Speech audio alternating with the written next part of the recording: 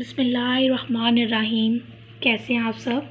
आज हम लोगों ने स्टार्ट करना है लास्ट टॉपिक हमारे चैप्टर का, सनूबर और गुल की ठीक कहानी का इक़्तिबास की तशरीह करनी है। ठीक है, हमें क्वेश्चन अक्सर आता है पैराग्राफ की सलीस लिखें या इक़्तिबास की तशरीह लिखें। ठीक है, जैसे कि आपका जो हमारे प्लानर के अकॉर्डिंग आपका हमारे सेकंड लास्ट पैराग्राफ से लेके at the end of the chapter तक आपको एक इक़्तिबास की तशरीह बताई हुई है। ठीक है, तो हम लोग करते हैं।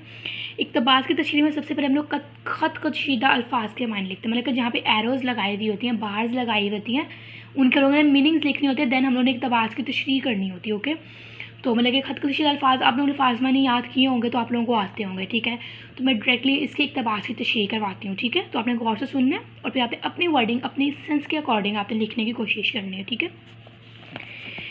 फजर की अजान हो रही थी कि सनूबर की आँख खुली। उसने महसूस किया कि घर के सहन में बहुत से आदमी मौजूद हैं।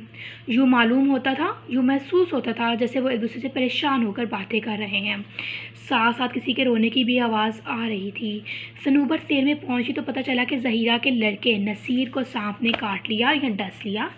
जहर के असर की वजह से उसकी हालत बहुत ख़राब हो रही थी। ज़हीरा अपने बच्चे का सर गोद में लेकर बैठी हुई थी और उसकी आंखों से आंसू जा रहे थे और वो दुआ कर रही थी कि अल्लाह मेरे बच्चे को मौत से बचा ले। सनूबर ने ये सब कुछ देखा तो भागकर घर से निकल आई, भाग के घर से निकल घर से बाहर आ गई। उसे मालूम था, उसे इल्म था कि इस इलाके में एक पौधा ऐसा है कि उसके रस से कि मतलब कि उसका रस एक पौधा ऐसा है कि उसके रस कि उस पौधे का रस अगर सांप के काटे हुए इंसान या सांप के काटे हुई जगह पर उस पौधे का रस टपकाया जाए तो सांप के जहर का असर ख़त्म हो जाता है। थोड़ी सी तलाश के बाद वो पौधा मिल गया। वो तेज़ी से उसकी पत्तियां तोड़कर लाई और उसका रस निचोड़कर नसीर के मुंह में टिपका दिया। ठीक है, मुंह में डाल दिया। अर्क के कतरे ज्यों ही या जैसे ही नसीर के मुंह में पड़े या डाले गए तो उसने फ़ौरन आंखें खोल लीं और माँ की तरफ देखकर कहा, अम्मी, अम्मा, अम्मा। अम्मा कहा कि मैंने माँ को बुलाया। ज़हीरा ने अपने लाल का माथा चूमा, अपने लाल को प्यार किया और फिर उठकर सनूबर को अपने सीने से लगा लिया। उसे सीने से क्यों लगाया, शुक्रिया अदा करने के लिए।